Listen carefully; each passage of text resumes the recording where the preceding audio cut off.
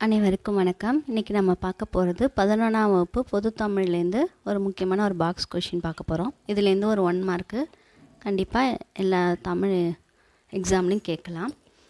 திருமலை முருகன் பல்லு கூறும் நெல் வகைகள்: சீரக சம்பா, சீதாபோகம், ரங்கன் சம்பா, மணல்வாரி, அதிக்ராதி, முத்துவெள்ளை, புழுகு சம்பா, சொரிக்குறும்பை, புத்தன்வாரி, சிறைமீட்டான், கார்நெல், அரியநாயகன், கருngsூரை, பூம்பாலை, குற்றாலன், பார்க்கடுக்கன், கற்பூரப்பாலை, காடைக்கழுத்தன், மிளகு சம்பா, பனைமுகத்தன், மலைமுண்டன், திருவரங்கன், குருவைக்கிள்ளை, முத்துவெள்ளை 2வது தடவை ரிப்பீட் ஆகுது.